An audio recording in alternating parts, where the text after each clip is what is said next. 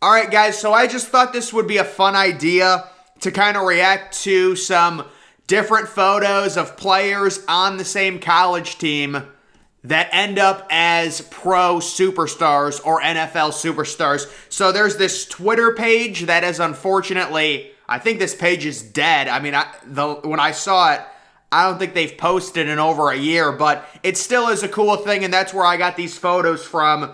And you can kind of see, for an example, I mean, this is a crazy picture if you know the backstory of Alabama and these four wide receivers: Jerry Jeudy, first-round pick; Devontae Smith, Heisman winner, first-round pick; Henry Ruggs, first-round pick of Oakland, now Las Vegas; and then Jalen Waddle, first-round pick. So that is a crazy photo. We, of course, know what happened to Henry Ruggs, but the other three, I think, are going to be great NFL players. I think Jerry Jeudy has superstar potential this year with Russell Wilson. Jalen Waddle is a possession machine. He had an unbelievable rookie year with Miami. And then Devontae Smith, he's not in a great situation with Jalen Hurts, but he won the frickin' Heisman as a receiver. So that's a recruiting photo you want to use if you are Alabama, minus the Ruggs incident. Next, we have a Penn State one. So this is Chris Godwin and Saquon Barkley. That's probably one of the best Penn State photos you can use. Chris Godwin just got a 3-year extension with Tampa Bay. Saquon, it's been such an unfortunate NFL career for Saquon, but he was a super. It is crazy that Saquon never won the Heisman. People forget Saquon, like that. You guys remember the Ohio State-Penn State game when Ohio State and JT Barrett came back, and it was crazy. I think they won 39-38. Going into that game, Saquon Barkley was such an overwhelming favorite to win the Heisman. And on the first play, Saquon Barkley returns a kickoff for a touchdown against Ohio State. And Ohio State, I think they were down 35-20 in the fourth, and they just came back, and JT Barrett was unconscious. If I was a Penn State fan, I would be so pissed. JT Barrett's one game where he's just a superstar is against Penn State. But that's a great recruiting photo. A lot of these are going to be great recruiting photos. Next, we have Andrew Luck and Richard Sherman. I think Richard Sherman was, I want to say, a 5th-round pick back in like 2010. Andrew Luck, of course, the great. I don't think anyone will ever pass, and maybe this is just me not having good memory because I was young, but I swear to God, the amount of hype Andrew Luck had, it's between Andrew Luck and Steven Strasburg, who is the better who is the more hyped prospect I've heard. Maybe Zion Williamson, but in my lifetime, Andrew Luck more than Trevor Lawrence, way more. Like, people thought Andrew Luck was literally a god prospect, I feel like. Maybe I'm remembering that weird, but this is definitely a cool photo. Richard Sherman, we know what happened with Andrew Luck retiring early. He probably would be a Hall of Famer if he didn't retire. And the whole Andrew Luck situation is actually really interesting. The Colts finally build a good offensive line. They get Quentin Nelson, and Andrew Luck retires right when they get a good offensive line because of all the hits he had been taking. Then they finally get the offensive line, but he's already retired by that point. And then Richard Sherman, the Legion of Boom, man. I'll tell you what, people don't remember that Seahawks defense in 2012 and 2013. There's not going to be another defense like that. It's the same thing with the Denver Broncos offense and Peyton Manning. You're never going to see an offense like that. That defense was ridiculous. You knew when you were going into Seattle, you weren't scoring. It was crazy. Next, okay, so this is a crazy one. So Rutgers, Kenny Britt.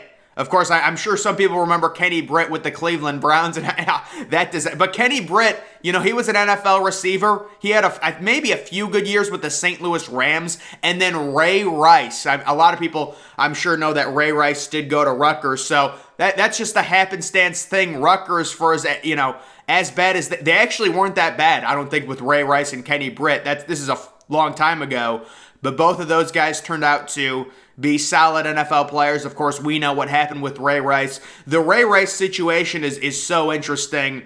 I think it was a combination of Ray Rice, the fact that he was falling off, and the video. If the video never comes out about Ray Rice, he 100% still would have been playing. It's crazy. The video literally ruined his career and the fact that he was a declining running back. Next, we've got Baker Mayfield and Kyler Murray. So this is crazy photo. If you're Lincoln Riley, this is probably your best photo in terms of recruiting. You're talking about back-to-back number 1 overall picks. And the Kyler Murray situation is literally the perfect example of QB development, putting the quarterback in the best, position to succeed. Kyler Murray was a total bust at Texas A&M. Texas A&M fans thought he sucked. He was too small. He's just a 5-star bust. He goes to Oklahoma and he becomes just, a crazy Heisman-level quarterback and the number 1 overall pick at his height. This is literally the perfect recruiting material for back-to-back number 1 overall picks. I remember that week 2 game, Oklahoma at Ohio State. They brought Baker Mayfield was obviously the starter. They brought Kyler Murray in to do some gadget type of play. And it's just funny looking back on it. They literally had 2 number 1 overall picks taking a meaningful snap against Ohio State. I thought that's very interesting. Next, we've got Michael Thomas, Zeke Elliott, and then the other 2 players. So there's JT Barrett in the middle, the 16. And then on the end, that's Jalen Marshall. Jalen Marshall is a really sad story. He got some really bad advice from an agent, a family member, someone. He came out, declared for the draft as I believe, a redshirt sophomore, just 3 years since high school. And I believe he went undrafted, so that's always tough when that happens. But he was a dynamic returner, and if he stayed for his senior season, he would have been a lethal weapon for Ohio State, and he could have developed into a 4th or a 5th round pick and carved himself a nice career, I think, in the NFL as a return man. I still remember his punt return for a touchdown against Indiana during the championship season in 2014. People don't remember this. Ohio State almost lost to Indiana at home. It was a noon game. It was late in the season. That year they won the championship. It was crazy. But Michael Thomas, 2nd round pick, just unbelievable. Set their NFL record, single season record for catches in a season. Obviously his career's completely tailed off because of the injuries. We'll see if he can come back. And then Zeke Elliott. Zeke is another one of those cautionary tales of running backs.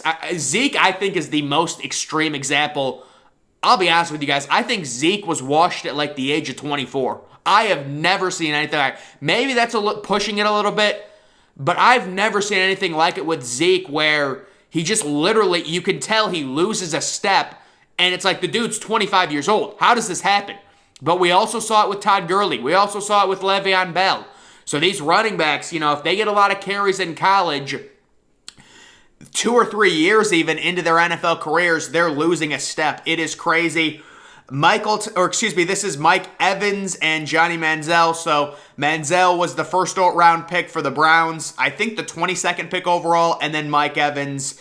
I wonder if he still has his streak going, because I know he started his NFL career with like 7 straight 1,000-yard seasons or something. I wonder if he still has that streak, because I know he was injured a little bit of the Tampa Bay Bucks. But this is a good recruiting photo for A&M. Certainly Manziel won the Heisman. This is an interesting one. Sean Lee and Navarro Bowman of Penn State. So really good linebackers there. This is Justin Hunter and Cordero Patterson. I remember there was a lot of hype around Justin Hunter when he was on the Titans. And then Cordero Patterson had an unbelievable season last year. Really resurrected his career with Atlanta. We will see how he does. I remember when this photo was taken, everyone thought it was going to be crazy. And you take a look at it now. Braxton Miller never played quarterback in the NFL. Cordero busted out. And JT Barrett never even, made a team in the NFL. So that is crazy. But I do remember when this photo was taken and Ohio State had 3, Heisman-level quarterbacks. The whole thing with Cordero, and then, of course, they had the 2-quarterback system.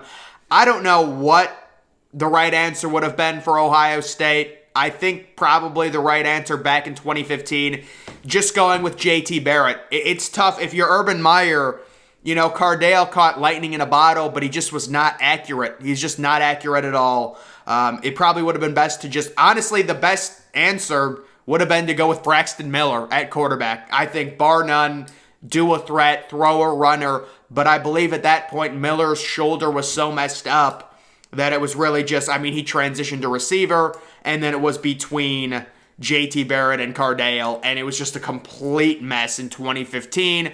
They rotated the quarterbacks. That literally never works, especially modern day, as we can see that. This is a good one for Michigan State. Kirk Cousins and Le'Veon Bell. So Kirk Cousins, very good quarterback. Le'Veon Bell, another one of those running backs that just was so unbelievable. Dual threat, running and catching with the Steelers, and then, sits out a year, signs the contract with the Jets, and he's just washed instantly. Very odd. The next one, this is probably one of the best in terms of recruiting. So this is Darren Lee, who ended up being a first-round pick on the left. Joey Bosa ended up being the number 3 overall pick.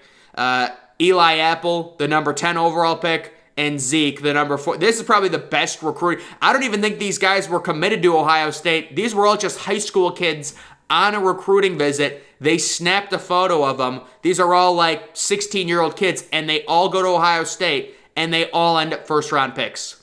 And I would say Zeke had a successful NFL career. Eli Apple's an interesting one. I feel like Eli Apple gets a really bad rap because he talks a bunch of shit. He's not a bad corner. He was bad with the Giants for sure, but he's like at least an average corner with Cincinnati. It's not like he's bad. He just talks a bunch, so people hate him. Joey Bosa's really good. He just has a little bit of an injury problem. And then Darren Lee, he did bust out with the New York Jets, unfortunately. This is Patrick Mahomes and Jakeem Grant. I had no clue Jakeem Grant played with Patrick Mahomes. And I think the one question I would have after realizing this, how didn't Jakeem Grant have 5,000 receiving yards every game? With his speed, with Patrick Mahomes, with Big 12 defenses. I do remember, you guys looked this up. Oklahoma versus Texas Tech, Baker Mayfield versus Patrick Mahomes. I think Mahomes had 83 pass attempts. He was like 42 of 83 for 600. It's just the Big 12 defense. It's gotten better recently because Oklahoma State's defense has gotten better. Baylor's defense has gotten. Those teams have done like a 180. And now with Brett Venables on Oklahoma, the Big 12 defense has gotten better. But you have Jakeem Grant. Jakeem Grant is faster than everyone outside of Tyreek Hill in the NFL. And Mahomes, and I think they missed a few bowl games with Mahomes, Texas Tech. This is Bryce Love and Christian McCaffrey. Really sad story with Bryce Love. He was such an amazing college running back, but I think he just got too much wear and tear in college. He was like a Heisman contender, put up crazy stats. He played at 10 o'clock at night, so no one really knew him, and then suffered an injury, and I think he was drafted in like the 4th round, and he didn't do anything. How about this? Des Bryant and Justin Blackmon. These dudes look like Megatron. They remember Brandon Weeden with those are two extremely built dudes for college kids. You think, I guess Oklahoma State did have a really good offense. Justin Blackmon was like the number 3 overall pick. Of course, he had weed problems, and they suspended him a bunch of times. But that is a crazy photo. This is a good one for Wisconsin. Corey Clement, Melvin Gordon, and James White. Melvin Gordon kind of has had an interesting NFL career. He was like a prodigy. Had a few really good years, and then kind of became a backup pretty quickly. James White's always been kind of a 3rd down back, and Clement's been a backup. But he did. I remember Corey Clement receiving some carries in that Super Bowl win the Eagles had over the Patriots. This is another good Michigan State one. Nick Foles, Kirk Cousins, and Brian Hoyer. That's pretty crazy. That's 3 quarterbacks all starting NFL games. Hoyer, of course, is a career backup, but that is still interesting. So this is a funny one. That's Marcus Mariota on the left, and Johnny Manziel. Apparently, Johnny Manziel was verbally committed to Oregon for, I don't know if it was like a few months or a period, but he was committed to Oregon, and I guess this was one of his visits, him standing next to Mariota. That is interesting. And then Sony Michel, Todd Gurley, and Nick Chubb. Michelle was a first-round pick. Kind of a bust. I mean, he's okay in the NFL. Definitely a bust on New England. Todd Gurley, kind of a weird situation with him. He was a beast. He almost won the MVP. And then Nick Chubb, who still is an elite running back. That is a great recruiting photo for Georgia to use when they are recruiting running backs. But I just thought these were some fun photos to look at, guys. A fun Twitter account. But that is going to do it for this video. Make sure you're following me on Twitter. Link to that's always in the description. I'm, of course, the Depressed Ginger. Thank you for watching.